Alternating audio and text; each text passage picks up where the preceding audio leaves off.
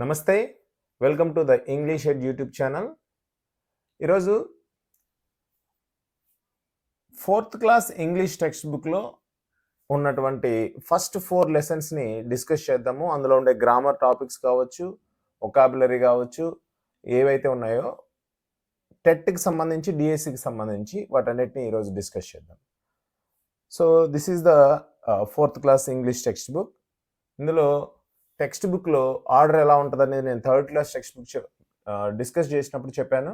First pre reading ఉంటుంది. Pre reading కింద ఒక పిక్చర్ ఇచ్చి ఆ పిక్చర్ అబ్జర్వేషన్ చేసిన తర్వాత కింద క్వశ్చన్స్ ఉంటాయి. నెక్స్ట్ రీడింగ్ కింద ఒక స్టోరీ కానీ, బయోగ్రఫీ కానీ, పారాగ్రాఫ్స్ కానీ ఉంటాయి. తర్వాత వొకాబులరీ కింద వర్డ్స్, సినోనిమ్స్, యాంటోనిమ్స్, ఆ తర్వాత వచ్చి వన్ వర్డ్ సబ్స్టిట్యూషన్ ఉంటాయి. తర్వాత గ్రామర్ పార్ట్, ఏదో ఒక గ్రామర్ పార్ట్ కానీ లేదా 2-3 గ్రామర్ పార్ట్స్ కానీ అక్కడ గ్రామర్ టాపిక్స్ని ఇంట్రడ్యూస్ చేయడం జరుగుతుంది. రైటింగ్ ఉంటుంది. రైటింగ్ కింద ఏముంటుందంటే ఇమేజెస్ ఇచ్చి వాటికి సంబంధించిన రైటింగ్ కానీ లేదా ఒక హింట్స్ ఇచ్చి వాటికి సంబంధించిన రైటింగ్ ఉంటుంది. తర్వాత లిజనింగ్ అండ్ రెస్పాండింగ్ కింద కాన్వర్జేషన్ కానీ, రోల్ ప్లే యాక్టివిటీ కానీ ఇలాంటివి ఉంటాయి. సో ఇవి ప్రతి లెసన్ని ఏ విధంగా స్ట్రక్చర్ ఏ విధంగా ఉంటుంది, ఆ లెసన్ యొక్క స్ట్రక్చర్ ఏ విధంగా ఉంటుంది అనేది ఇది. నెక్స్ట్ ఇందులో ఉన్నటువంటి లెసన్స్ ఏంటంటే 8 లెసన్స్ ఉన్నాయి. సో 8 లెసన్స్లో first 4 lessons semester 1, remaining 4 lessons అంటే 5 to 8 లెసన్స్ సెమిస్టర్ 2 కింద ఉంటుంది అనమాట. అది సెమిస్టర్ సిస్టమ్ అనేది 3rd క్లాస్ నుంచి 10th క్లాస్ వరకు ప్రజెంట్ రన్ అవుతుంది. ఫస్ట్ క్లాస్ నుంచి 10th క్లాస్ వరకు. Next first lesson 3 butterflies. 3 బటర్ఫ్లైస్లో నేను ఆల్రెడీ చెప్పినట్టుగా మీరు ప్రీ రీడింగ్ ఉంది. ప్రీ రీడింగ్ తర్వాత రీడింగ్ యాక్టివిటీ ఉంటుంది. రీడింగ్ నేను తీసేసాను, ఇక్కడ మనకు అవసరం లేదని. అందులో ఉన్నటువంటి గ్లాసరీ చూద్దాం. Glossary is nothing but difficult words. Nectar, a sweet liquid produced by plants and collected by bees. Nectar అంటే పువ్వుల్లో ఉండే మకరందాన్ని నెక్టార్ అంటారు. Shelter, a place that protects one from bad weather. మనకు వర్షం కానీ, విపరీతమైన ఎండ కానీ ఉన్నప్పుడు మనం ఆశ్రయం పొందడానికి ఉపయోగించేటటువంటి ప్లేస్ని షెల్టర్ అంటాం. ఒక గుడిసె కావచ్చు, లేదంటే బస్ స్టాప్ కావచ్చు, ఇలాంటివి. నెక్స్ట్ పెబుల్స్, స్మాల్ స్టోన్స్, గులకరాళ్ళు లేదా చిన్న రాళ్ళని పెబుల్స్ అంటాం. Dismay, feeling of unhappiness and disappointment, నిరాశ అని దాని అర్థం. Chased, ran after someone or something to catch them. దేనైనా సరే ఒకరిని వెంటబడడం, పట్టుకోవడానికి. నెక్స్ట్ ఇక్కడ ఈ ఫిల్ ఇన్ ది బ్లాంక్స్ ఏవైతే ఉన్నాయో లెసన్కి సంబంధించి అవి మనకు అవసరం లేదు. నెక్స్ట్ వొకాబులరీ చూద్దాము. Observe the underline words in the given sentences. I won't stay here, sending away my friends in dismay, replied the white butterfly. So butterfly కి అండర్లైన్ చేశారు. 3 butterflies lived in the garden. First one butterfly, second one butterflies. So ఇది మనకి ఏమని చెప్పచ్చు? In sentence 1 the word butterfly denotes one, only one butterfly. So the noun butterfly is singular. Butterfly అనేది ఒక్కదాన్ని తెలియజేస్తుంది కాబట్టి అది సింగులర్, అంటే ఒకటి. సింగులర్ అంటే వన్ థింగ్ అనమాట, లేదా వన్ బర్డ్ అని, వన్ ఇన్సెక్ట్ అని. In sentence 2 the word butterflies denotes more than one butterfly. So the noun butterflies is plural. So ఇక్కడ బటర్ఫ్లై అనేది సింగులర్, బటర్ఫ్లైస్ అనేది ప్లూరల్, అంటే ఒకదానికంటే ఎక్కువ ఉంటే ప్లూరల్ అంటాం. నెక్స్ట్ ఇక్కడ సింగులర్ ప్లూరల్కి సంబంధించినటువంటి ఒక యాక్టివిటీ ఇచ్చారు. ఇక్కడ ఉన్నటువంటి singulars flower, pebbles, fellow, petal, flower, pebble, fellow, petal, cloud, wing, butterfly, ఇవన్నీ సింగులర్స్. వీటన్నింటికి ఎస్ యాడ్ చేస్తే వచ్చేటటువంటిదే ప్లూరల్. ఫ్లవర్స్, పెబుల్స్, ఫెలోస్ ఇలాగనమాట. సో సింగులర్ అంటే ఒకటి, ప్లూరల్ అంటే మోర్ దాన్ వన్, ఒకదానికంటే ఎక్కువ. Singular nouns form their plurals by adding s, es or ies depending upon the word ending. ఇక్కడ బేసికలీ వీటన్నిటికీ ఎస్ఏ కాదు, కొన్నిటికి ఫర్ ఎగ్జాంపుల్ చూడండి, బటర్ఫ్లైస్ ఉంది కదా, దీనికి ఐఈఎస్ యాడ్ చేయవలసి ఉంటుంది. ఐఈఎస్ అంటే ఇక్కడ ఉన్నటువంటి వైని రిమూవ్ చేసి ఐఈఎస్ యాడ్ చేయవలసి ఉంటుంది. సో ఫ్లవర్కి ఒకసారి చూడండి, బటర్ఫ్లైస్,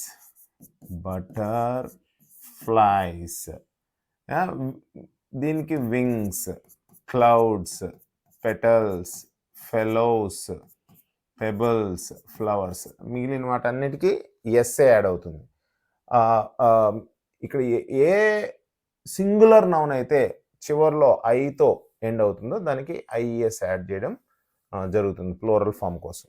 నెక్స్ట్ ఇక్కడ ఇచ్చినటువంటి వర్డ్స్కి, ఇక్కడ ఇచ్చినటువంటి వర్డ్ గ్రిడ్లో మనం ఏం చేయాలంటే వీటిని అరేంజ్ చేయవలసి ఉంటుంది ప్లూరల్ ఫామ్ ఇచ్చినటువంటి వాటికి.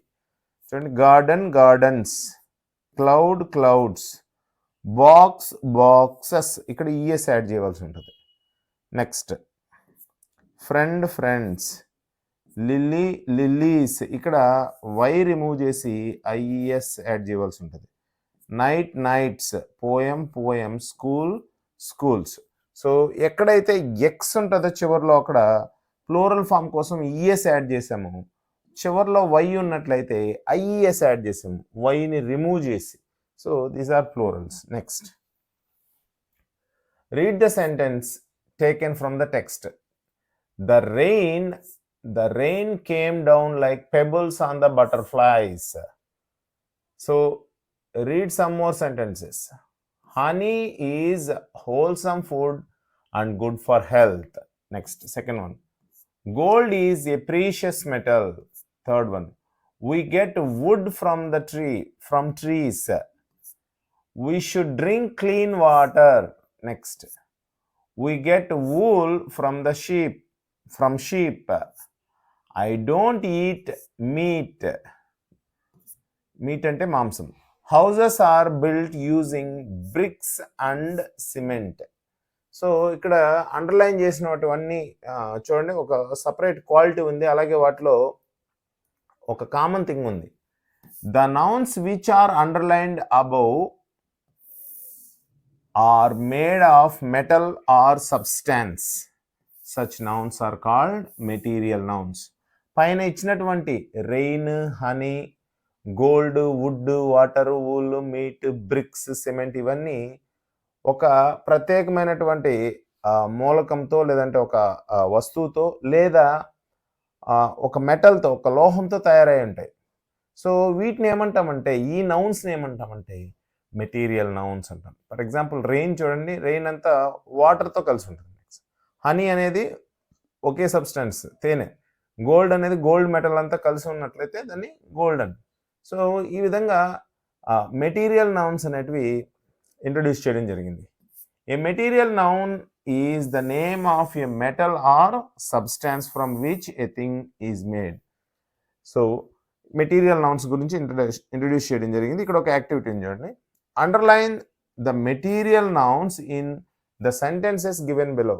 కింద ఇచ్చిన వాటిలో మెటీరియల్ నౌన్స్కి అండర్లైన్ చేయాలి. ఫస్ట్ వన్ చూడండి, silver is used to make jewellery. ఇందులో మెటీరియల్ నౌన్ ఏంటి? Silver. Next, the hen lays eggs. ఇందులో మెటీరియల్ నౌను లేదు, ఎందుకంటే ఎగ్స్ అనేటివి కామన్ నౌన్స్, మెటీరియల్ నౌన్ కాదు. I use coconut oil for my hair. ఇందులో కోకోనట్ ఆయిల్ అనేది material noun. Next, I get new clothes on my birthday. ఇందులో material noun ఏది లేదు, క్లోత్స్ అనేది common noun. Next, drink milk for good health. ఇందులో milk అనేది material noun. My sister likes cheese. Cheese అంటే జున్ను, cheese అనేది material noun. Next, iron is used in constructions. So material noun అయితే iron. Next, my father has a mobile phone. ఇందులో ఎటువంటి material noun లేదు. Mobile phone అనేది common noun, material noun కాదు.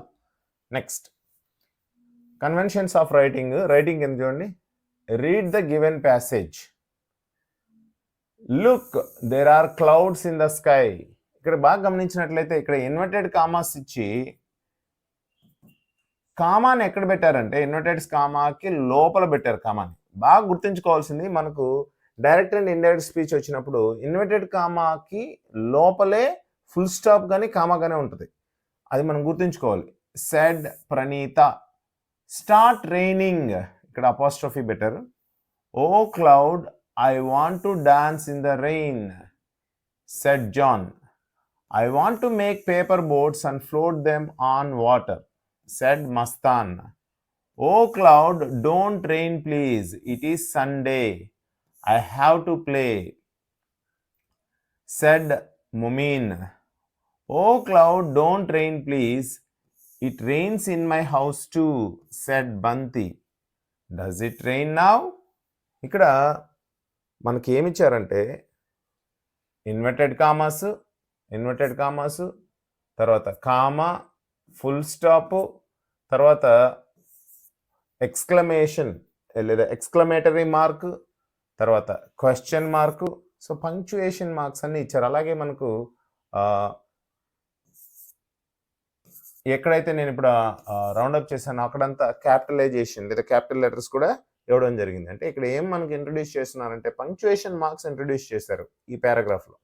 So ఎక్కడ యూజ్ చేయాలి వాటిని అనేది. Next, observe where the full stop, comma, question mark and capital letters are placed. Now listen to what the full stop, comma, question mark and capital letters tell about themselves. So ఈ punctuation marks గురించి ఒక activity చూడండి. Full stop ఏం చెప్తుందో చూద్దాం. You can see me at the end of the sentence. Full stop ఎక్కడ ఉంటుంది? Sentence యొక్క చివర ఉంటుంది. Use me at the end of the sentence. So ఒక సెంటెన్స్ కంప్లీట్ అయిన తర్వాత ఖచ్చితంగా ఫుల్ స్టాప్ని యూజ్ చేయాలి. Next, you can see me at the end of the question. నన్ను ఎక్కడ చూస్తారంటే క్వశ్చన్కి చివర చూస్తారు. Use me at the end of the question చివర నన్ను ఉపయోగించండి అని చెప్తుంది question mark. Next, the capitalisation, capital letters. You can see me in the beginning of the sentence, persons, places, days of week, months, the word ఐకి ముందర నన్ను చూస్తారు అని. సో ఎక్కడెక్కడ చూస్తాము క్యాపిటల్ లెటర్స్ని, క్యాపిటలైజేషన్ ఎక్కడెక్కడ ఉంటామంటే సెంటెన్స్ ముందర, ఒక సెంటెన్స్ బిగినింగ్ అప్పుడు ఒక పర్సన్ పేరు ముందు, ప్లేస్ పేరు ముందు, అలాగే వీక్స్లో ఉన్న డేస్, సండే, మండే వాటి ముందు, మంత్స్ నేమ్స్ ముందు, అలాగే ప్రొనౌన్ ఐ ముందు. ఐని ఎప్పుడు కానీ క్యాపిటల్ లెటర్స్లోనే క్యాపిటలైజేషనే చేయాల్సి ఉంటుంది. Use me in the beginning of the sentence, persons,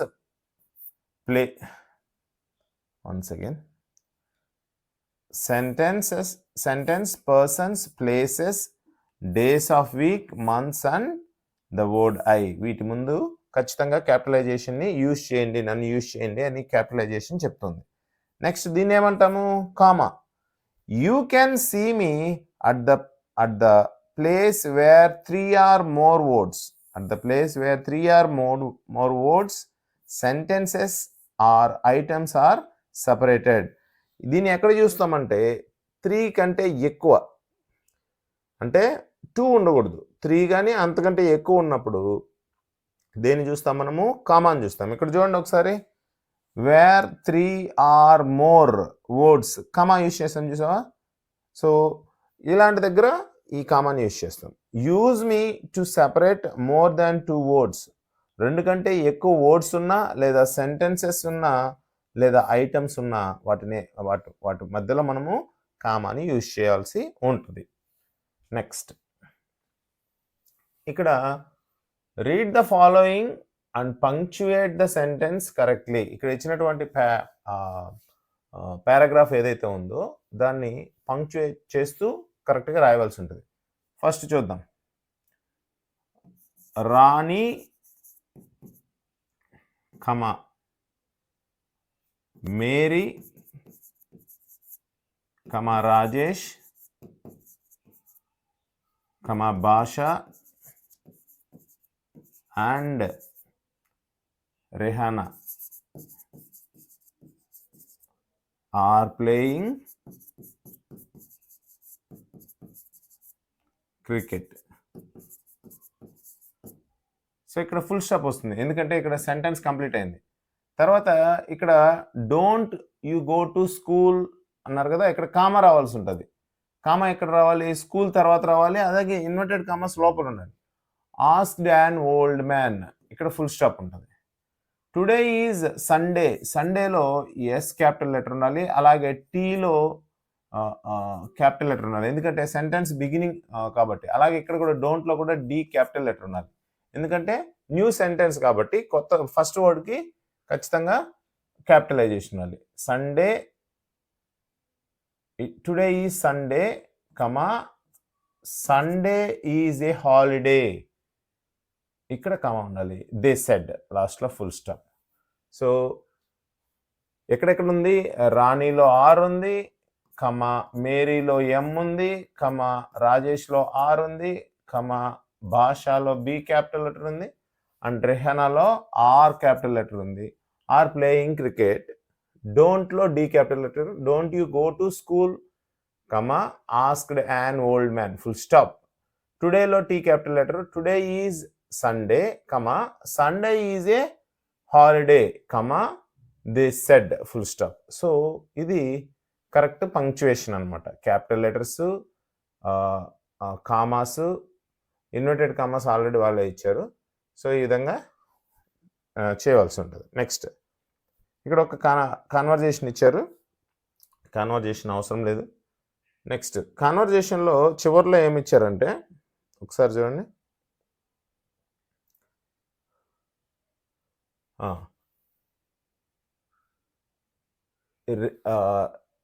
ఎలా రిక్వెస్ట్ చేయాలి, ఏదైనా మనకు అవసరమైనప్పుడు రిక్వెస్ట్ ఎలా చేయాలనేది ఇవ్వడం జరిగింది.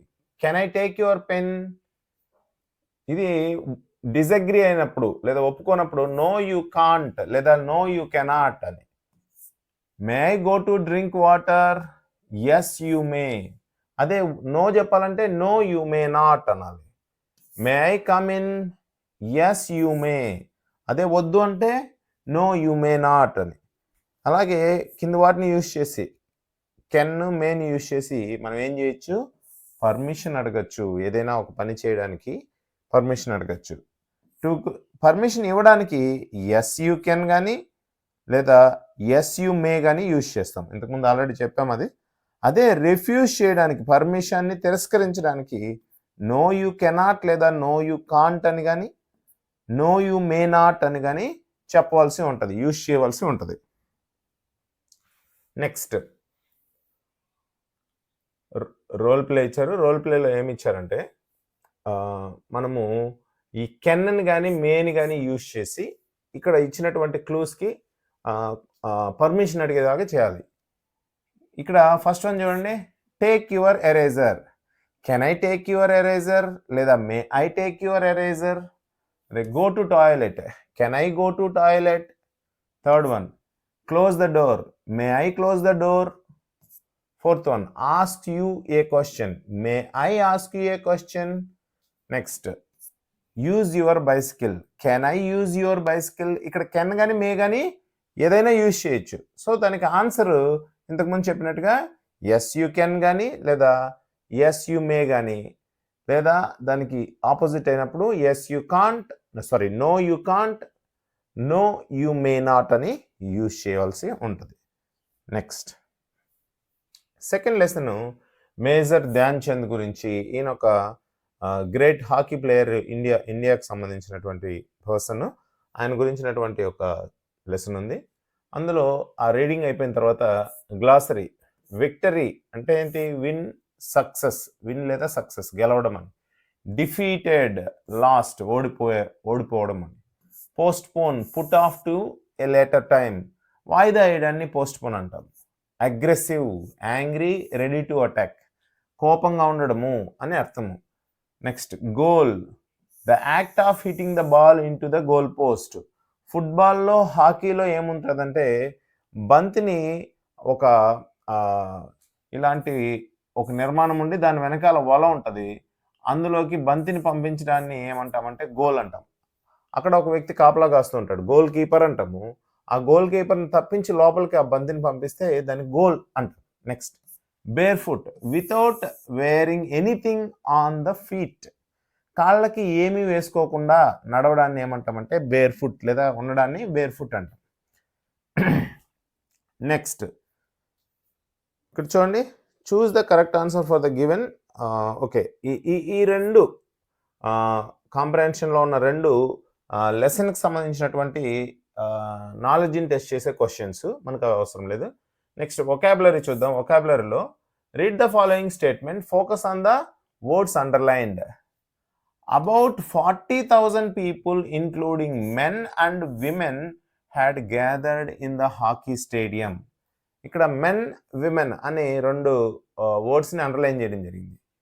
The words men and women are the plural form of the words man and woman. So men and women అనేటివి మ్యాన్ ఉమన్ అనే వర్డ్స్కి ప్లూరల్స్. అంటే మ్యాన్ అంటే ఒక వ్యక్తి, ఒక పర్సన్ మగ వ్యక్తి, ఉమెన్ అంటే ఒక ఆడ వ్యక్తి. సో దానికి ప్లూరల్ అవి. మెన్ అంటే మగవారు, విమెన్ అంటే ఆడవారు అని. It is clearly observed that the plural forms men women are formed with the change in the vowel letters man and women. So మ్యాన్లో ఎంఏఎన్లో ఈ చేంజ్ అవ్వడం ద్వారా మెన్ అయింది. WOMEN ఇక్కడ ఏ చేంజ్ అవ్వడం ద్వారా, ఏది ఈ అవ్వడం ద్వారా అది ప్లూరల్ అయింది. ఇక్కడ చూడండి, అలాంటి కొన్ని ఇచ్చారు. Observe some more examples. Singulars ఎలా ఉన్నాయి? Foot, FOOT.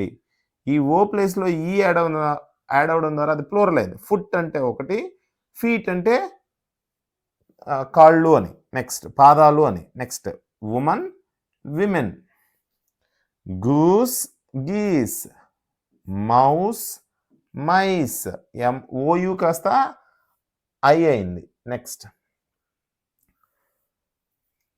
Goose geese, man men, foot feet. గమనించండి, అండర్లైన్ చేసిన దగ్గర ఉన్నటువంటి ఓవల్స్ చేంజ్ అవుతున్నాయి. ఓవల్స్ అంటే AEIOU ఉన్నాయి కదా, AEIOU. ఈ ఓవల్స్లో మార్పు చెందడం ద్వారా అవి ఏమవుతున్నాయంటే సింగులర్స్ కాస్త ప్లూరల్స్ అవుతున్నాయి. నెక్స్ట్ టూత్ టీత్, మళ్ళీ ఇది ఇచ్చారు.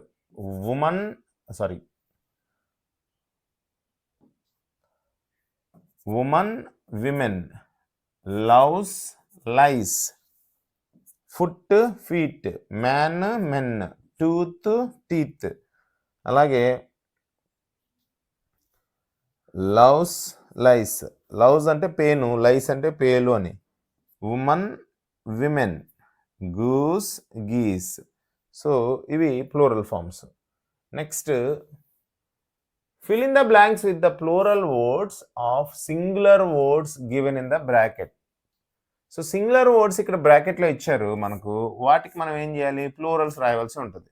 I brush my teeth in the morning. Cats like to chase, మౌస్కి ఏంటి? Mice.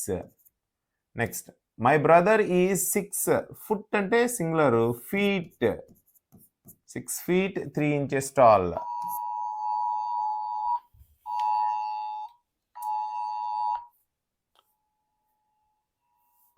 Next we saw a flock of geese. So ఇక్కడ గీస్ అనేది ఏంటంటే ప్లూరల్ ఫార్మ్ ఫర్ గూస్, బాతులు అని. నెక్స్ట్ ఇక్కడ ఒక యాక్టివిటీ ఇచ్చారు, find out and circle the names of games and sports. ఆటలని సర్కిల్ చేయాలి. ఫర్ ఎగ్జాంపుల్ ఫుట్బాల్, అలాగే వాలీబాల్. ఈ విధంగా 6 గేమ్స్ ఉన్నాయి అండ్ స్పోర్ట్స్ ఉన్నాయి, వాటిని అండర్లైన్ చేయాల్సి ఉంటుంది. ఓకే, మీరు ఫైండ్ అవుట్ చేయండి ఇంట్రెస్ట్ ఉంటే. Next read the following statements, focus on the words underlined. ఒకసారి చూడండి, అండర్లైన్ చేసినటువంటి వర్డ్స్ మీద ఫోకస్ చేయండి. Major Dhyan Chand was a famous hockey player. He was a soldier in the Indian Army. Next one. The German players were ready to play with the Indian team. They were the hosts of the Olympics and they were sure of their victory. In the sentence, first one, the word he is used in the place of Major Dhyan Chand. ఇక్కడ major Dhyan Chand బదులుగా he అని use చేయడం జరిగింది. Major Dhyan Chand was a famous hockey player. Major Dhyan Chand చాలా ప్రఖ్యాతి చెందిన hockey ఆటగాడు. He was a soldier in the Indian army. అతను, సో హీ అనేది ఏంది, ధ్యాన్ చంద్కి బదులుగా యూజ్ చేయబడింది. అలాగే సెకండ్ చూడండి, సెకండ్ వన్లో ద జర్మన్ ప్లేయర్స్ అనే దానికి బదులుగా దే యూజ్ చేయడం జరిగింది. సో దే అనేటివి ఏమవుతాయి అని అంటే చూడండి, వీటిని ఈ వర్డ్స్ని హీ అండ్ దేని ఏమంటాం అంటే ప్రొనౌన్స్ అని అంటాం. నెక్స్ట్ ప్రొనౌన్స్ చూడండి ఒకసారి. A word that is used instead of a noun or a noun phrase is called a pronoun. Noun phrase అంటే ఏంటంటే ఇక్కడ చూడండి, ద జర్మన్ ప్లేయర్స్, ఇక్కడ సింగిల్ వర్డ్ కాదు ద జర్మన్ ప్లేయర్స్ అనేది. సో దీని మొత్తాన్ని కలిపి, గ్రూప్ ఆఫ్ వర్డ్స్ని కలిపి ఒక నౌన్ ఫ్రేజ్ అంటాం. స్టిల్ అది ఒక నౌనే. సో నౌన్ కానీ ఒక సింగిల్ వర్డ్ రూపంలో ఉండొచ్చు, లేదా ఫ్రేజ్ రూపంలో ఉండొచ్చు. వీటికి బదులుగా యూజ్ చేసేటటువంటివి ప్రొనౌన్స్ అవుతాయి. Instead of a noun or a pronoun అన్నారు కదా, instead of a noun we use pronoun. అంటే నౌన్కి బదులుగా లేదా నౌన్ ఫ్రేజ్కి బదులుగా ప్రొనౌన్ యూజ్ చేస్తాం. చూడండి, Rani is a girl. So రాణికి ఏం ప్రొనౌన్ యూజ్ చేయొచ్చు, she is a good girl. So రాణికి అనే అమ్మాయికి మనము షీ అనేటటువంటి ప్రొనౌన్ యూజ్ చేస్తాం. Shyam is playing football. He is playing football. So he is a pronoun for Shyam. Kamala, Vimala and Anu are good friends. So దానికి బదులుగా they are students. So we used they. Ganesh and I went to the movie. So ఇక్కడ వి went to the movie, ఎందుకంటే గణేష్ నేను మూవీకి వెళ్ళాము అని అంటే మేము వెళ్ళామని కదా, సో ఇద్దరు కలిపి కదా. సో వి అనేది అక్కడ ప్రొనౌన్. నెక్స్ట్ ఇక్కడ చూడండి, circle the pronouns. Pronoun circle చేయాలి. ఇందులో ఏంటి, ఫస్ట్ వన్ షీ, లత గీతలో షీ, బ్యాట్ ఇట్ బాల్లో ఇట్, రాము రాకేష్ హీలో హీ, దే పీపుల్ ప్లేయర్స్లో దే. వీటిని ప్రొనౌన్స్గా గుర్తించవచ్చు. Next, rewrite the sentences by changing the underline words with suitable pronouns. Butterfly was pretty. ఇందులో బటర్ఫ్లైకి ఏం యూజ్ చేస్తాము, ఇట్ యూజ్ చేస్తాం. ఇట్ వాజ్ ప్రెటీ, ఎందుకంటే అది ఒక ఇన్సెక్ట్ కాబట్టి ఇన్సెక్ట్ మనం ఇట్ అంటాం, ఇది అని. Next, Raju and Ravi are friends. ఇక్కడ 2 people ఉన్నారు, దానికి ఏమని చెప్పచ్చు మనము, దే ఆర్ గుడ్ ఫ్రెండ్స్ అనొచ్చు. Next, the giraffe is tall. యానిమల్కి ఏం యూజ్ చేస్తాము, ఇట్ ఈజ్ టాల్ అని. Next, the firemen put out the fire. Firemen ఏమంటాము, ఫైర్మెన్ సింగిల్ పర్సన్ కదా, అలాగే ఫైర్ మ్యాన్ అంటే మగ వ్యక్తి అని కదా. So he put out the fire అంటే అతను మంటలు ఆర్పాడు అని. జ్యోతి ఈజ్ ఏ నర్స్. జ్యోతి బదులుగా షీ, ఆమె అని. She is a nurse. Raju and I went to the park. Raju and I, Raju మరియు నేను అంటే మేము కదా, we. So we went to the park. So ఇవి ప్రొనౌన్స్. నెక్స్ట్, మనకి ఈ యాక్టివిటీ ఏం అవసరం లేదు, ఇది స్పీకింగ్ యాక్టివిటీ ఇది. నెక్స్ట్, పోయం ఇచ్చారు ఒకటి, ద కిటెన్ అట్ ప్లే అని. కిటెన్ అంటే పిల్లి అని. See the kitten on the wall sporting with leaves that fall. Withered leaves 1, 2 and 3 falling from the elder tree. Through the calm and frosty air of the morning bright and fair. See the kitten how she starts, crouches, stretches, paws and darts. With a tiger leap halfway, now she meets her coming prey. Lets it go as fast and then has it in her power again. So the kitten at play అనే poem రాసినటువంటి వ్యక్తి William Wordsworth. William Wordsworth గారు famous poet. So ఆయన గురించినటువంటి information ఒకసారి చూద్దాము. William Wordsworth born on 7th April 1770. He died in 1850, 23rd April, was an English poet. అతను British దేశస్థుడు. His major works are lyrical ballads, Simon Lee, We Are Seven, Lines Written in Early Spring. ఇవి ఆయన famous writings. మనం గుర్తుపెట్టుకోవాల్సింది ఏంటంటే మేజర్గా birth year, death year కూడా ఇచ్చే అవకాశం ఉంది, ఇవ్వకూడదని ఏం లేదు. అతని కంట్రీ, అతని ఫేమస్ వర్క్స్ ఏంటనేటివి మనం గుర్తుపెట్టుకోవాలి. సో విలియం వర్డ్స్వర్త్ గారు రాసింది lyrical ballads, Simon Lee, We Are Seven, Lines Written in Early Spring అనేటివి ఆయన ఫేమస్ వర్క్స్.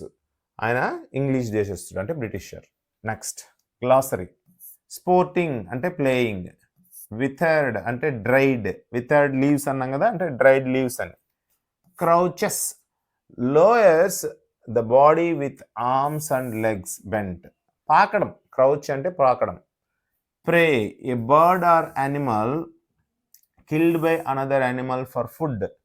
ప్రే అంటే వేట, మనం ఒక యానిమల్ని కానీ దేన్నో ఒక దాన్ని వేటాడడం కోసం ఎదురు చూస్తుంటాం కదా, ఏదైతే వేటాడబడుతుందో దాన్ని ప్రే అంటాం. ఫర్ ఎగ్జాంపుల్ ఒక జింకని ఒక చిరుత వేటాడుతుంది అనుకో, జింక ప్రే అవుతుంది.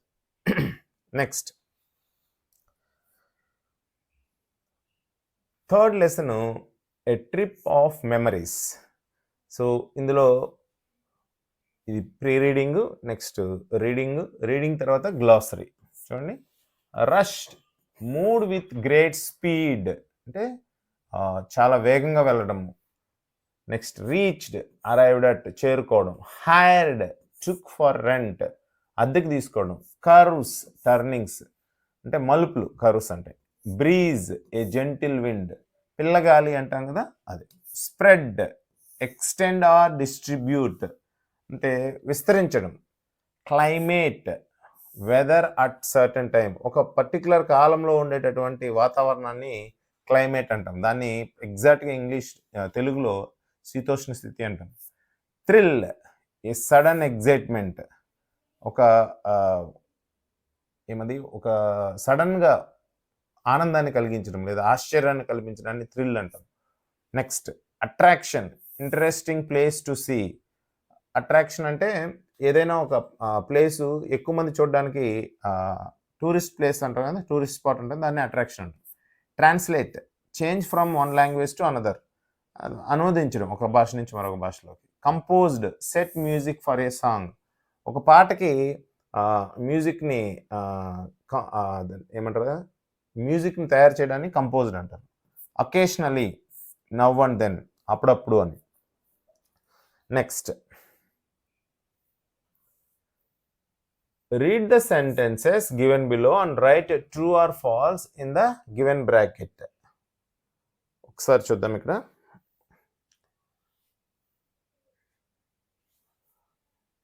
ఓకే, ఇది మనకు అవసరం లేదు, ఇది ఎగ్జాక్ట్గా లెసన్కి సంబంధించినటువంటి నాలెడ్జ్ టెస్టింగ్. ఇది సినోనిమ్స్ చూద్దాం. Read the following sentences and observe the underlined words. చూడండి, అండర్లైన్ వర్డ్స్ని మనం అబ్జర్వ్ చేయాలి. I quickly had my bath, ఇక్కడ క్విక్లీ అనే దానికి అండర్లైన్ ఉంది. Next I hurriedly had my bath, హరీడ్లీకి అండర్లైన్ ఉంది. Next third one, I instantly had my bath, ఇక్కడ 3 words quickly, hurriedly, instantly. The underline words quickly, hurriedly and instantly carry nearly the same meaning. Such kind of words are called synonyms. So చూడండి, same మీనింగ్ని కలిగి ఉంటాయి. Quickly అన్నా, హరీడ్లీ అన్నా, instantly అన్నా, త్వరగా అని, తొందరగా అని. సో అవి ఒకే మీనింగ్ని ప్రొడ్యూస్ చేస్తాయి. So they are called synonyms. A synonym is a word that has nearly the same meaning as another word. ముందు ఉన్నటువంటి వర్డ్కి ఒకే విధమైన మీనింగ్ కలిగి ఉంటే దాన్ని సినోనిమ్స్ అంటాం. Let's see few more examples here. Synonyms, let's see some synonyms. Wonderful, admirable, amazing, astonishing అంటే అద్భుతంగా ఉండడం. Vacation, break, holiday. Beautiful, pretty, good looking, charming. Memory, mind, recollection, remembrance. Courtyard, lawn, patio and yard. Courtyard అంటే మన ఇంటి పక్కన ఉండేటటువంటి ఖాళీ స్థలము, అందులో మనము గడ్డి పెంచుకోవటము, అలాగే చెట్లు అవి పెంచుకుంటాం, దాన్ని కోర్ట్ యార్డ్ అంటారు. Composed, confident, easy going, level headed. Composed అంటే ఆత్మవిశ్వాసంతో ఉండడం అని. అకేషనలీ, సందర్భానుసారంగానే. Sometimes, now and then, infrequently. Interesting, alluring, గుర్తుపెట్టుకోండి, అల్యూరింగ్ అంటే ఇంట్రెస్టింగ్, అమ్యూజింగ్, అట్రాక్టివ్. సో ఇవి synonyms. Next, read the following paragraph carefully and observe the underline words carefully. Horsley Hills is a well-known tourist spot in Andhra Pradesh. It is called Ooty of Andhra Pradesh. We feel a cool breeze and enjoy looking at the heavy bushes. We see a good-looking scenery and high mountains there. The whole area is filled with green trees and colorful flowers. The temperature is very cool. So ఇక్కడ underline చేసినటువంటి words అన్నిటినీ గమనించండి ఒకసారి. నా వీటిని ఏమంటామంటే, underline చేసినటువంటి వర్డ్స్ని ఏమంటామంటే, ఇవన్నీ దానికి ముందున్నటువంటి ఒక నౌన్ని క్వాలిఫై చేస్తున్నాయి. బాగా గమనించండి. వెల్ నోన్ అనేది టూరిస్ట్ స్పాట్ని క్వాలిఫై చేస్తుంది. హెవీ అనేది బుషెస్ అనే వర్డ్ని క్వాలిఫై చేస్తుంది. ఈ వర్డ్స్ ఏంటంటే టూరిస్ట్ స్పాట్, బుషెస్ అనేటివి నౌన్స్. ఏమవుతాయి? నౌన్. ఒక నౌన్ని క్వాలిఫై చేసే వర్డ్ని లేదా నౌన్ని డిస్క్రైబ్ చేసే వర్డ్ని ఏమంటామంటే అడ్జెక్టివ్స్ అంటాం. మనం ఇప్పుడు ఏవైతే అండర్లైన్ చేసామో అవన్నీ ఏమవుతాయి? అడ్జెక్టివ్స్ అవుతాయి. Next, now fill in the blanks with suitable synonyms in the following. Use the help box. So ఇక్కడ ఉన్నటువంటి వర్డ్స్ సినోనిమ్స్ మనం యూజ్ చేసి ఈ పారాగ్రాఫ్ని ఫిల్అప్ చేయాలి. Horsley Hills is a dash tourist spot, famous tourist spot. Next, in Andhra Pradesh. It is also called the Ooty of Andhra Pradesh. We feel cool breeze and enjoy looking at dense bushes. Dense అంటే గుబురుగా ఉండేటటువంటివి. నెక్స్ట్, we see a dash scenery, beautiful scenery and high mountains there. The whole area dash with, covered with. Fourth one అది covered with trees and colorful flowers. The dash is very cool. The climate is very cool. Fifth one. So ఈ విధంగా ఇక్కడ ఉన్నటువంటి వర్డ్స్తో మనం ఏం చేసాము? ఈ పారాగ్రాఫ్ని fill up చేసాం. ఇక్కడ మనం వెల్ నోన్, తర్వాత వచ్చి హెవీ, అండర్లైన్ చేసిన వర్డ్స్ ఉన్నాయి కదా, వాటికి సినోనిమ్స్ కూడా ఇక్కడ ప్రొడ్యూస్ చేశారు. అలాగే అవి అడ్జెక్టివ్స్ కూడా, చాలా వరకు అవి అడ్జెక్టివ్స్ కూడా. Next, match the words with suitable synonyms. సినోనిమ్స్ని మ్యాచింగ్ చేయాలి. షేర్, షేర్ అంటే ఏమవుతుంది? Delight, slant, bundle, feel, distribute. ఏమవుతుంది? Distribute. Pack, bundle. Touch, feel. Enjoy, delight. Enjoy అయినా డిలైట్ అయినా ఒకటే, ఇది థర్డ్ క్లాస్లో కూడా వచ్చింది. స్లోప్, స్లోప్ అంటే ఏటవాలుగా ఉండడం, దాన్ని స్లాంట్ అని కూడా అంటాం. నెక్స్ట్, యాంటోనిమ్స్ చూద్దాము. Read the following sentence and observe the underlined words. You must go to Horsley Hills if you want to enjoy cold weather in hot summer. So cold and hot అనేటివి ఏమవుతాయి? The underlined words are opposite to each other. They are opposite in meaning. So cold అంటే చల్లగా ఉండడం, hot అంటే వేడిగా ఉండడం. So అవి రెండు ఆపోజిట్ వర్డ్స్, వ్యతిరేక పదాలు. So right opposite words. ఇక్కడ ఇచ్చినటువంటి వర్డ్స్కి ఆపోజిట్ వర్డ్స్ రాద్దాము. జాలీ అంటే హ్యాపీగా ఉండడం, దానికి ఆపోజిట్ వర్డ్ సాడ్ లేదా యాంగ్రీ కూడా అనొచ్చు. Next, above, below. Big, small. Tall, short. Clean, dirty. Clean అంటే శుభ్రంగా ఉండడం. Fresh, stale. స్టేల్ అంటే కుళ్ళిపోవడము. Next good, bad, strong, weak, silent, noisy. Next bright, dull. So bright అంటే ఇంకొక మీనింగ్ కూడా ఉంది, తెలివైన అని. దానికి స్టూపిడ్ కూడా వస్తుంది. స్టూపిడ్ అంటే తెలివిలేని అని. సో ఈ విధంగా యాంటోనిమ్స్. నెక్స్ట్ గ్రామర్ పార్ట్స్ చూద్దాము. అడ్జెక్టివ్స్ ఇచ్చారు ఇక్కడ. There are big and tall trees and dense bushes on either side of the road. ఇంతకుముందు చెప్పాను కదా. సో ఈ ట్రీస్ అనేది నౌను, అలాగే బుషెస్ అనేది నౌను. ఈ నౌన్ని క్వాలిఫై చేస్తున్నటువంటి ఈ వర్డ్స్ ఏమైతే ఉన్నాయో ఇవి ఏమవుతాయి, అడ్జెక్టివ్స్ అవుతాయి. The underlined words in the sentence add special meaning to trees and bushes. Trees and bushes కి ఏం చేస్తుంది, మరొక మీనింగ్ని యాడ్ చేస్తుంది. In other words they describe trees and bushes. Describe ఏం చేస్తాయి, అవి ట్రీస్ని బుషెస్ని వర్ణిస్తున్నాయి. ఎట్లుంది, బుష్ డెన్స్గా ఉంది అంటే చాలా గుబురుగా ఉంది. అలా ట్రీ ఎలా ఉంది, చాలా పొడవుగా ఉందని. These type of words are called describing words. వీటిని ఏమంటాము, డిస్క్రైబ్ చేసే వర్డ్స్, వర్ణించే వర్డ్స్ అంటాం. Such words are called adjectives. ఏవైతే నౌన్ని డిస్క్రైబ్ చేస్తాయో లేదా ప్రొనౌన్ని డిస్క్రైబ్ చేస్తాయో ఆ వర్డ్స్ని అడ్జెక్టివ్స్ అంటారు. నెక్స్ట్ లెసన్లో నుంచి అడ్జెక్టివ్స్ ఇందులో రాయవలసి ఉంటుంది.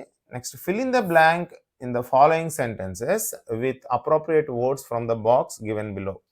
సో ఈ వర్డ్స్ని ఇచ్చినటువంటి 5 బ్లాంక్స్కి మనం ఫిలప్ చేయాలి. There is a dash Q at the ticket counter. So long queue at the ticket counter. Second one, the dash girl is crying for her mother. ఏది సెట్ అవుతుంది, the little girl is crying for her mother. Next, third one, there are dash flowers in the garden. There are colorful flowers in the garden. Next, Qasim is a dash fighter. Qasim is a karate fighter. Next, she speaks dash English. She speaks fluent English. Fluent ante చాలా అనర్గళంగా మాట్లాడుతుంది, తప్పులేం లేకుండా చక్కగా మాట్లాడుతుంది. Next, match the describing words under column A with the nouns under column B and put right letters in the bracket. So ఇప్పుడు ఏం చేయాలి, ఇక్కడ డిస్క్రైబింగ్ వర్డ్స్ ఇచ్చారు అంటే అడ్జెక్టివ్స్ ఇచ్చారు, ఇక్కడ నౌన్స్ ఇచ్చారు. నేమింగ్ వర్డ్స్ అంటే ఏంటి, నౌన్స్. ఈ నౌన్స్కి అక్కడ సెట్ అయ్యేటటువంటి అడ్జెక్టివ్ని యాడ్ చేయాలి. Dark, moon, sun, night, sky, sea. So dark night, deep sea, blue sky, cool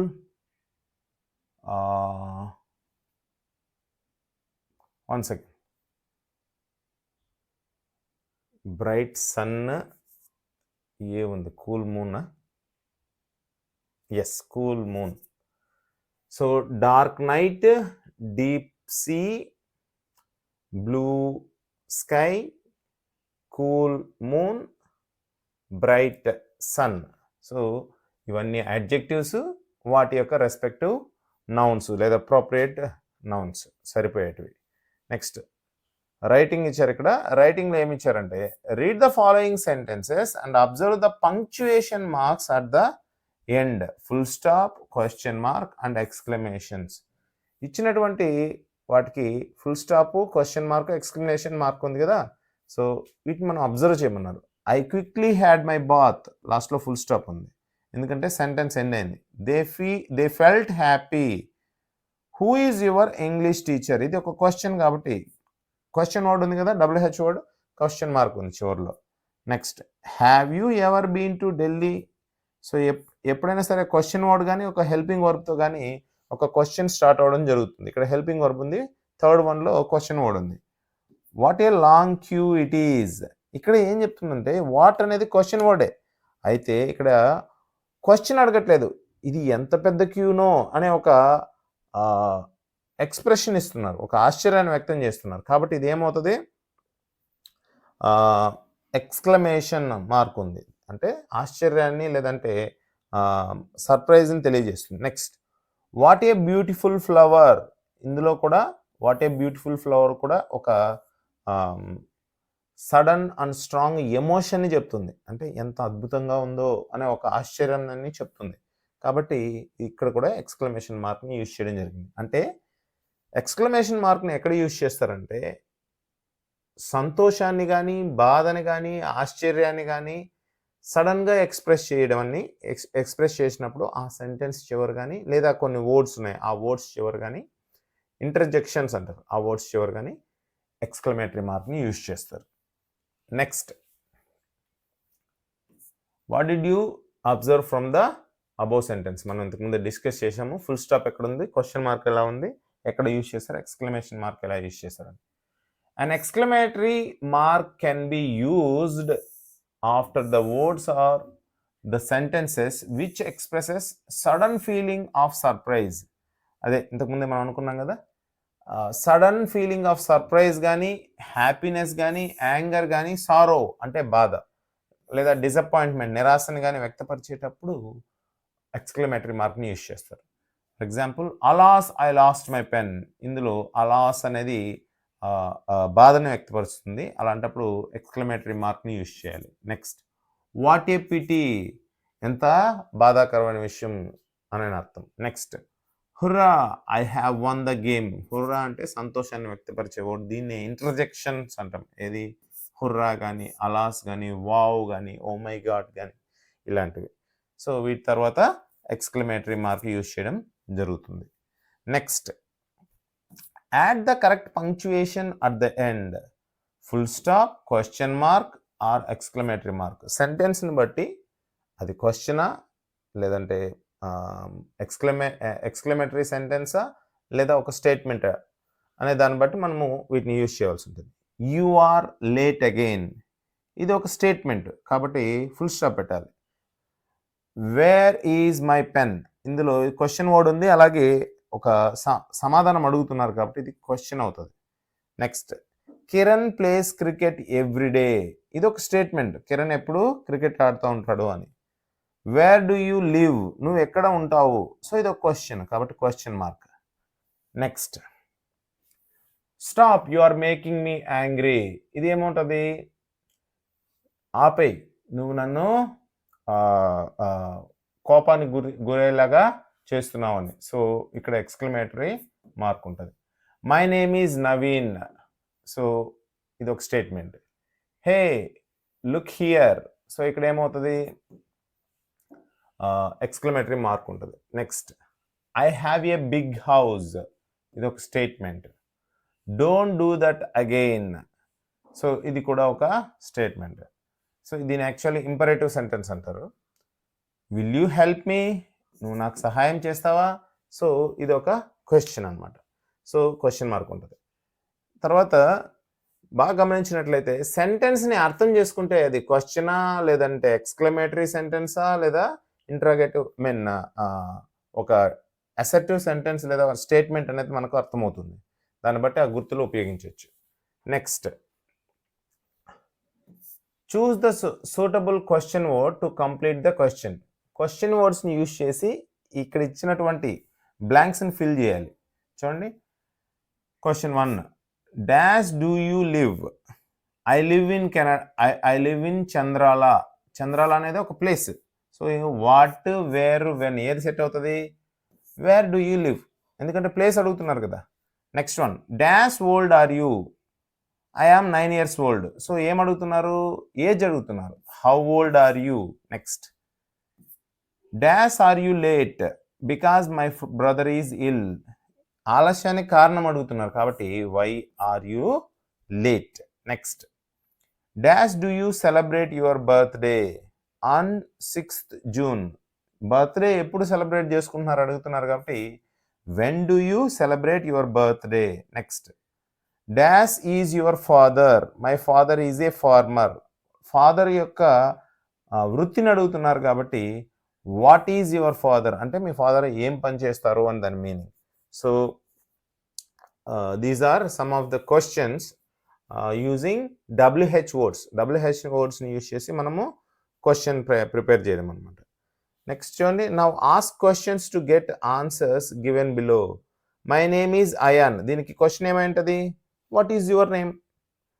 next, I am 9 years old. How old are you?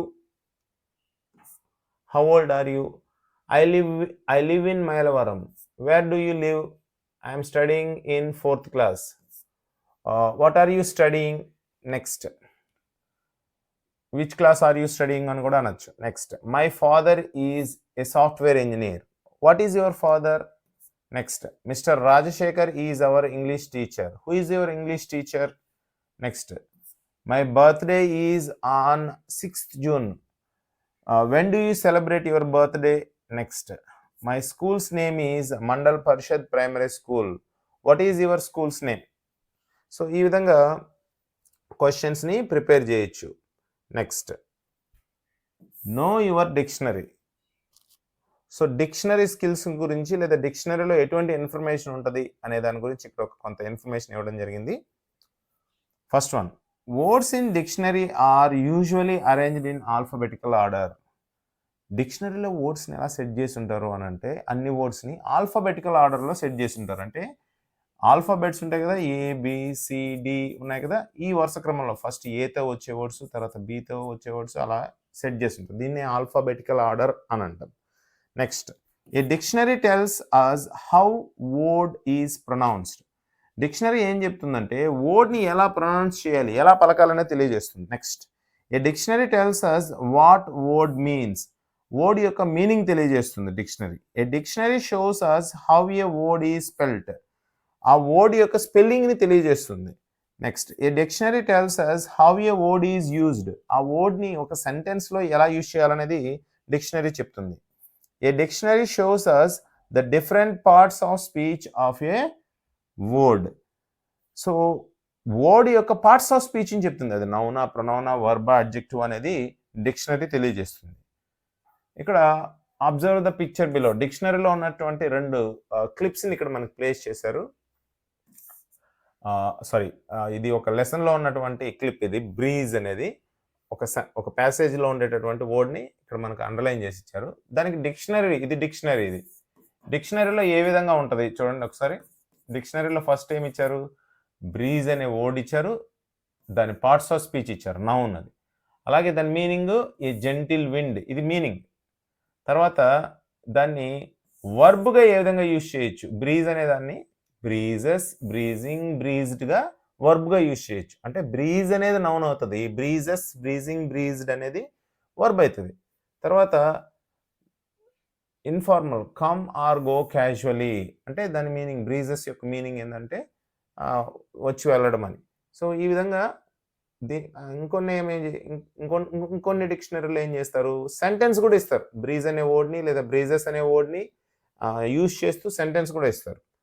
Next, ఇప్పుడు చూడండి, బ్రీజ్ అనే వర్డ్కి ఏమేమి ఇచ్చారు, ప్రొనౌన్సియేషన్, అది ఎలా పలకాలో ఇచ్చారు, పార్ట్స్ ఆఫ్ స్పీచ్ ఇచ్చారు, మీనింగ్ ఇచ్చారు, usage, we feel cool breeze in Ooty.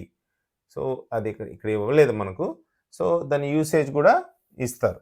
Next చూడండి, ఇక్కడ కొన్ని వర్డ్స్ ఇచ్చారు, వాటి parts of speech dictionary use చేసి కనుక్కోవాలి. ఇమీడియట్లీ అంటే వెంటనే అని, ఇది ఒక యాడ్వర్బ్. ఇమీడియట్లీ అంటే క్విక్లీ అని. నెక్స్ట్ వన్, న్యూస్ అంటే ఇది ఒక నౌన్, వార్తలు కదా, ఇది ఒక సబ్జెక్ట్ కాబట్టి నౌన్. న్యూస్ అంటే ఏంటి, ఇన్ఫర్మేషన్ అనొచ్చు. నెక్స్ట్, ప్రిపరేషన్ అనేది ఒక నౌన్. నెక్స్ట్, ప్రిపరేషన్ అంటే గెటింగ్ రెడీ అని లేదా మ్యానుఫ్యాక్చరింగ్ అని. నెక్స్ట్, ఎక్స్పీరియన్స్ అనేది ఒక నౌన్. నెక్స్ట్, ఎక్స్పీరియన్స్ అంటే ఏంటి, ఒక అనుభవం. దాన్ని ఇంగ్లీష్లో ఏమంటారు, మెమరీ, లేదంటే ఓకే చూడండి ఒకవేళ ఎక్స్పీరియన్స్కి ఇంగ్లీష్ ఎగ్జాక్ట్ వర్డ్ ఏముందనేది. నెక్స్ట్, క్విక్లీ అంటే క్విక్లీ అనేది ఏమవుతుంది, క్విక్లీ అనేది యాడ్వర్బ్ అవుతుంది. నెక్స్ట్, క్విక్లీ అంటే ఇమీడియట్లీ అని. నెక్స్ట్ సీనరీ అనేది ఒక నౌన్ అవుతుంది. సీనరీ అని అంటే ఒక బ్యూటిఫుల్ ప్లేస్ని సీనరీ అనొచ్చు. సో ఇక్కడ బాగా గమనించినట్లయితే వర్డ్స్ పార్ట్స్ ఆఫ్ స్పీచ్ అనేది మనకు డిఎస్సిలో ఒక topic, finding out parts of speech of the particular word అనేది ఒక. సో ఇది మనకి ఎలా తెలుస్తుంది అంటే పార్ట్స్ ఆఫ్ స్పీచ్ టాపిక్ని నేర్చుకున్నట్లయితే మనకి ఈజీగా వచ్చే అవకాశం ఉంది. నెక్స్ట్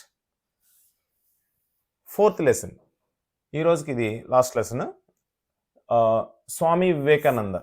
సో ఇందులో pre reading followed by reading ఉంటుంది. తర్వాత glossary. Narrate, explain in detail or tell. Narrate అంటే చెప్పడం, స్పష్టంగా చెప్పడం. Next epic, story of traditional hero. దీన్ని ఏమంటామంటే ఎవరైనా ఒక మన చరిత్రలో ఉన్నటువంటి ఒక హీరో గురించి లేదా గొప్ప వ్యక్తి గురించి చెప్పడాన్ని ఎపిక్ అంటాం. పురాణము లేదా ప్రబంధం అనొచ్చు. నెక్స్ట్ ఇంటెలిజెన్స్ అంటే విజ్డమ్, తెలివి. రిగ్రెట్, ఫీల్ సారీ, పశ్చాత్తాపడడం. రిగ్రెట్ అంటే meditation, a devotional exercise, a deep concentration, ధ్యానం. Next protest, making a strong objection. ఏదైనా ఒకటి జరుగుతున్న పనికి ఆపోజిట్గా అది జరగకుండా అడ్డుకోవడాన్నే ప్రొటెస్ట్ అంటాం.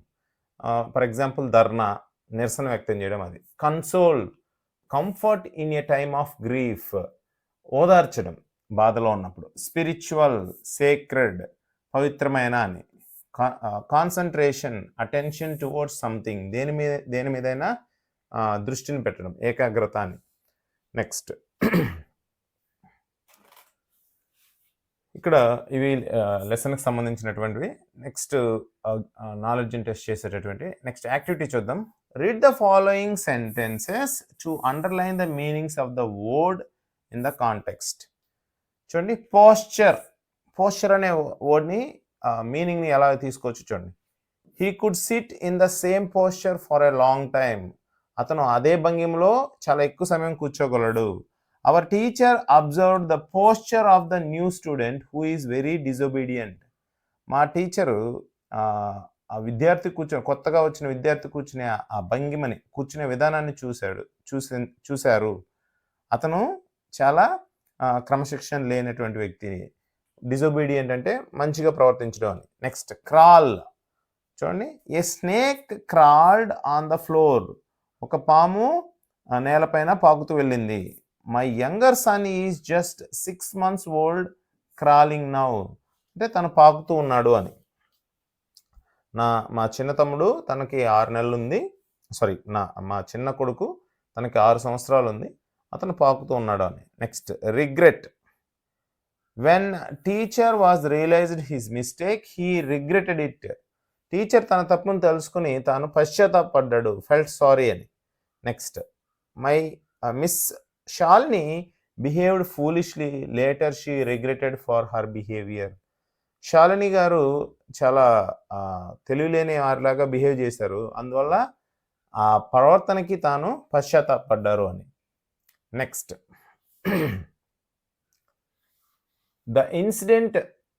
The incidents of his childhood showcased his courage and intelligence. Showcased అంటే చూయించడం, కనిపించడం. తన బాల్యంలో ఉన్నటువంటి ఆ సంఘటనలన్నీ తనలో ఉన్న ధైర్యాన్ని, తర్వాత తెలివిని మనకు తెలిసేలాగా చేశాయి అని. Next her language showcases her attitude. ఆమె భాష ఆమె వైఖరిని, ఆమె దృక్పథాన్ని తెలియజేసింది. Next inspire. Vivekananda was inspired by the teachings of Ramakrishna Paramahamsa. Inspired అంటే మోటివేటెడ్, ప్రేరేపించడం. Next Gandhi's march to Dandi inspired many Indians. Gandhi గారు దండి యాత్ర సందర్భంగా చాలా మందిని ప్రేరేపించారు, భారతీయులని అని. Next committed. I have not committed any error. నేను ఇంతవరకు ఎటువంటి తప్పు చేయలేదు అని. Next our class teacher Venkat is committed to his work. మా క్లాస్ టీచర్ వెంకట్ గారు తన వృత్తి పట్ల చాలా నిబద్ధతతో ఉంటారు అని.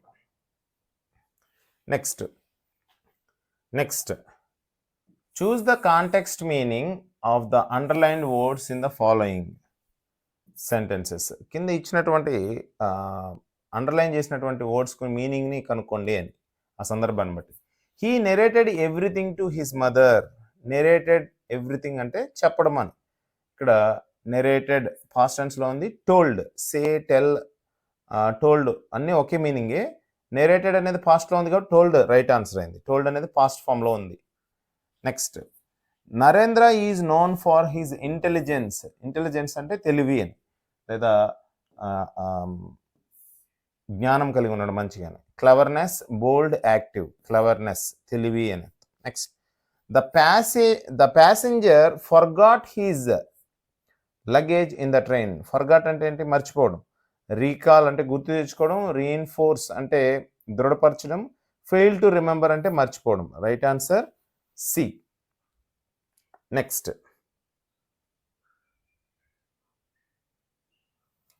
Hour teacher observed posture of new student who is very disobedient. Posture అంటే భంగిమ అని చెప్పాం కదా, కూర్చోండే విధానం అని. So poster, structure, pose. Pose అంటే కూర్చోండే విధానం అనమాట, లేదంటే తను ఉన్నటువంటి భంగిమ. Next, fifth one, when the teacher realized his mistake he regretted it. Teacher గారు తన తప్పును తెలుసుకోగానే తను పశ్చాత్తాపడ్డాడు. రిగ్రెటెడ్ ఇట్ అంటే felt sorry, felt happy, felt joyful అని. సో ఫెల్ట్ సారీ అంటే పశ్చాత్తాపడ్డాడు. నెక్స్ట్, గ్రామర్ చూద్దాం. Read the following sentence and observe the underlined words.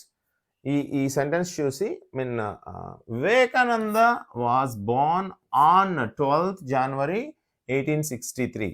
ఇందులో ఆన్ అని చూడండి ఒకసారి. ఆన్ అనేది ఏంటో, దాని యొక్క ఆన్ అనేది ఒక ప్రిపోజిషన్, దాని గురించి తెలుసుకుందాం. In the above sentence on is used before the date 12th January.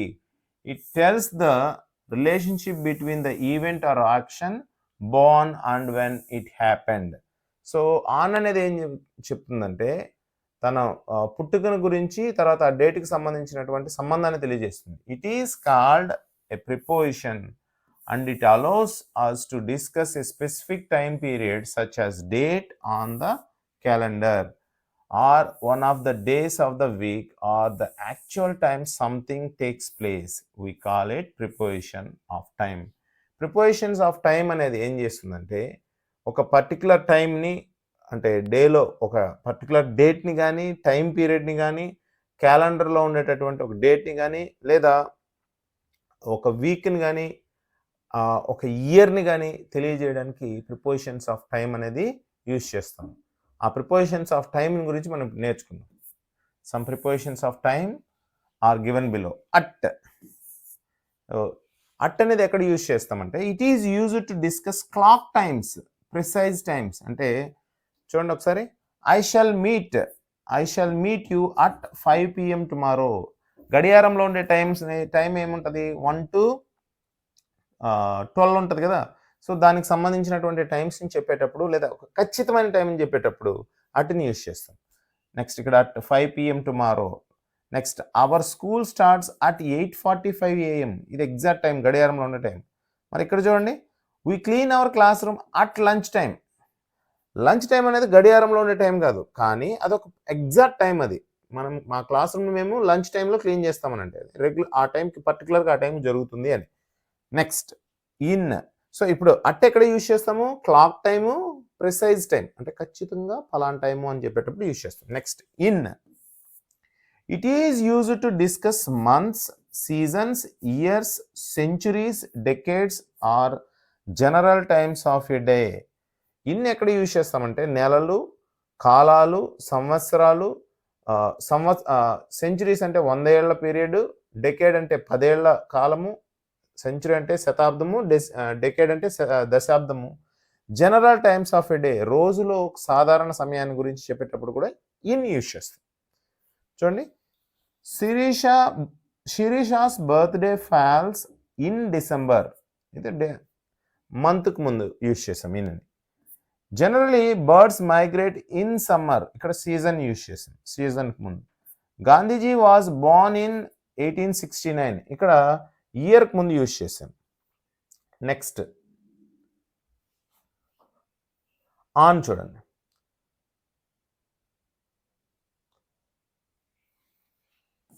On ఎక్కడ యూజ్ చేస్తామంటే it is used to discuss certain days of week or portions of days of the week or specific dates.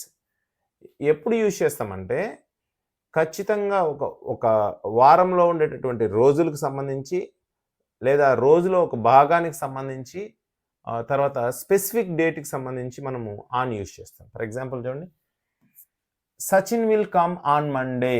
So వారంలో రోజు చెప్పేటప్పుడు Monday, Tuesday ఇలాంటివి చెప్పేటప్పుడు on use చేస్తాం. We celebrate independence day on 15th August. So specific date చెప్పినప్పుడు on use చేస్తాం. On 15th, on 12th, on 8th of December ఇలాగా. So ఇక్కడ చూడండి, ఒక పిక్చర్ రూపంలో ఇచ్చారు. అట్ ఎక్కడ యూజ్ చేస్తారని చెప్పారు? అవర్స్, క్లాక్లో ఉండే hours, at 6 AM, at 3 o'clock, at 7 PM ఇలాగా. ఆన్ ఎక్కడ యూజ్ చేస్తారు? క్యాలెండర్లో ఉండేటటువంటి డేట్స్ ముందు. On Monday, on Tuesday, on Thursday, on 6/1/2020. Next in ఎక్కడ యూజ్ చేస్తారు? In weeks, months, years, decades, centuries, seasons ముందు యూజ్ చేస్తారు. in 2 weeks, in November, in 2019, in summer. Next. Leela is very punctual. She always follows the time. Leela is doing many activities along with her studies. Here is her timetable. Leela చాలా టైంని చాలా కరెక్ట్గా use చేస్తుంది.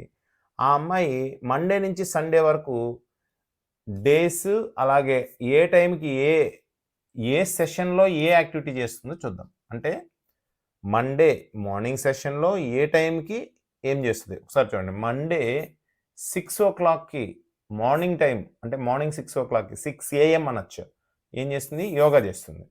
Tuesday 7 o'clock morning dance practice చేస్తుంది. ఈ విధంగా మొత్తం మనకు ఆ షీట్ ఉంది కదా, దీన్ని ఉపయోగించి మనము కింద ఇచ్చినటువంటి బ్లాంక్స్కి మనం ప్రిపోజిషన్స్ని ఫిల్ చేయాల్సి ఉంటుంది. ఒకసారి మీరు చార్ట్ బాగా అబ్జర్వ్ చేయండి, తర్వాత ఇక్కడికి రండి. ఒకటి ఇచ్చారు చూడండి, Leela does yoga at 6 o'clock in the morning on Monday. So ఇక్కడ చూడండి, టైంకి ముందు, క్లాక్లో ఉండే టైంకి ముందు అటు యూజ్ చేస్తారు. ఇన్ ద మార్నింగ్ అనేది మార్నింగ్కి ముందు ఇన్ యూజ్ చేశారు. Monday days of A week ముందు ఆన్ యూజ్ చేశారు. ఇప్పుడు చూడండి ఒకసారి ఫస్ట్ వన్. ఇక్కడ ఒకటి చెప్తాను చూడండి, ఎప్పుడైనా సరే మార్నింగ్ అని ఉందనుకోండి, దీనికి ముందు డాష్ ఉంటే అట్ మార్నింగ్ అంటే పర్టికులర్గా ఆ టైం కని, అట్లా కాకుండా ద మార్నింగ్, ద ఈవినింగ్ ఇలా ఉందనుకోండి, వీటికి ముందు ఇన్ రావాల్సి ఉంటుంది. గుర్తుపెట్టుకోండి, మార్నింగ్, ఈవినింగ్, ఆఫ్టర్నూన్ ఇలాంటి టైం ఉన్నప్పుడు ఎగ్జాక్ట్గా దానికి ముందు ఆర్టికల్ లేకపోతే అట్ వస్తుంది, దానికి ముందు ద అనే ఆర్టికల్ ఉంటే ఇన్ వస్తుంది. నెక్స్ట్ ఫస్ట్ వన్ చూడండి, Leela practises dance Tuesday. Tuesday అనేది ఏంటి? Day in a week, on Tuesday. Next Leela plays cricket, ఇక్కడ టైం ఉంది at 5 PM. Next Leela goes to, clock time కాబట్టి అట్ వచ్చింది. Leela goes to the music classes Thursday అనేది day కాబట్టి on Thursday. Next Leela watches cartoon movies. Time చూడండి ఒకసారి, cartoon movies ఎప్పుడు చూస్తుంది? కార్టూన్ మూవీస్ అట్ 4 o'clock లేదా at 4 PM, at 4 PM on Friday. Next Leela read stories.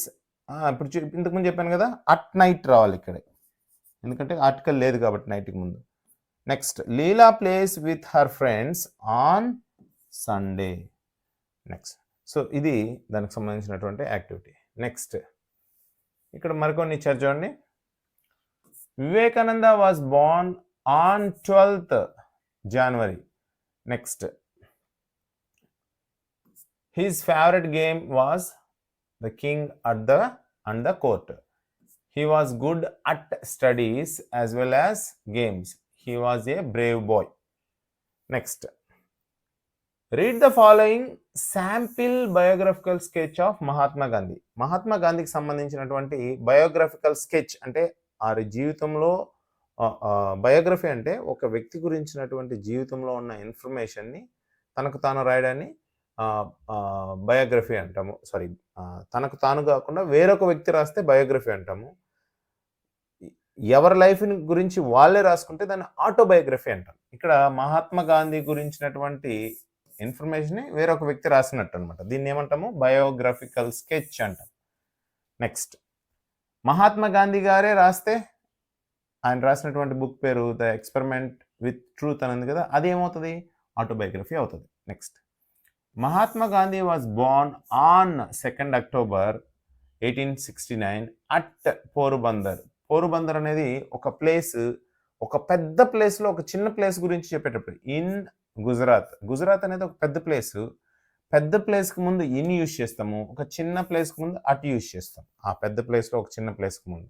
For example, I am at bus stand in Tirupati అనొచ్చు. Bus stand అనేది తిరుపతిలో ఒక చిన్న ప్లేస్ కాబట్టి at bus stand. Next, his full name was Mohan Das Karamchand Gandhi. His father's name was Karamchand Gandhi. Mother's name was Putlibai. He was a lawyer. He fat against British for freedom.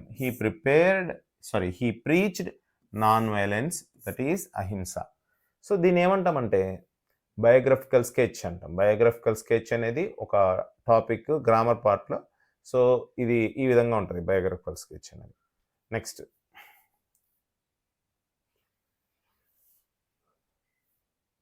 read the following statements and say whether they are denoting habitual actions or not. కింద ఇచ్చినటువంటి 6 sentences habitual యాక్షన్స్ని తెలియజేస్తున్నాయా లేదా? ఎప్పుడైనా సరే habitual యాక్షన్ని తెలియజేస్తున్నాయంటే అక్కడ ఏముంటుందంటే basically verb 1 అంటే base form of the verb కానీ లేదా వర్బ్ 1కి ఎస్ కానీ యాడ్ అయి ఉంటుంది. ఫర్ ఎగ్జాంపుల్ ప్లేస్, అలాగే eat eats, drink drinks, watch watches ఇలా ఉంటుంది. అలాగే క్లూ, మరొక క్లూ కూడా ఏంటంటే ఎవ్రీడే, జనరలీ, అకేషనలీ, రేర్లీ ఇలాంటివి ఉంటాయి. సో వాటిని మనం ఏమనొచ్చు? హ్యాబిచువల్ యాక్షన్స్ అనొచ్చు. నెక్స్ట్ చూడండి ఒకసారి. First one, my father reads newspaper everyday. Reads ఇక్కడ వర్బ్ 1 ప్లస్ ఎస్ ఉంది. అలాగే ఎవ్రీడే అనేది కూడా క్లూనే కాబట్టి ఇది ఎవ్రీడే జరిగే యాక్టివిటీ కాబట్టి s. Next second one, he cooked food deliciously. ఇక్కడ వర్బ్ 2 ఉంది, ఇది no, not a habitual activity. Next, we play in the evening everyday. So ఇక్కడ ప్లే వర్బ్ 1 ఉంది కాబట్టి ఇది హ్యాబిచువల్ యాక్టివిటీ, అలాగే ఎవ్రీడే జరుగుతుంది. Next, India won the world cup in 1983. ఇది హ్యాబిచువల్ యాక్టివిటీ కాదు, ఎందుకంటే 1 అనేది verb 2. Next, generally she helps the poor. So ఇక్కడ హెల్ప్స్ వర్బ్ 1 ప్లస్ ఎస్ ఉంది కాబట్టి ఇది యాక్చువల్లీ జనరలీ అనే వర్డ్ కూడా ఉంది కాబట్టి ఇది సాధారణంగా జరిగేది. Next, she often goes to the cinema. ఇది హ్యాబిచువల్ యాక్టివిటీ, ఎందుకంటే గోస్ అని ఉంది వర్బ్ 1 ప్లస్ ఎస్. అలాగే ఆఫన్ తరచూ జరిగే పని కాబట్టి habitual activity. So she sings songs on independence day every year.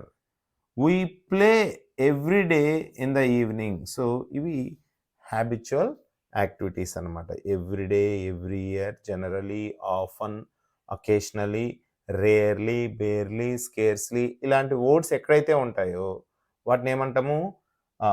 Habitual యాక్షన్స్ని తెలియజేస్తాయి. ఆ సెంటెన్సెస్ సింపుల్ ప్రెజెంట్ టెన్స్లో ఉన్నట్టు, అంటే వర్బ్ 1లో కానీ వర్బ్ 1 ప్లస్ ఎస్లో కానీ ఉన్నట్లు అనమాట. నెక్స్ట్ పోయం చూద్దాము.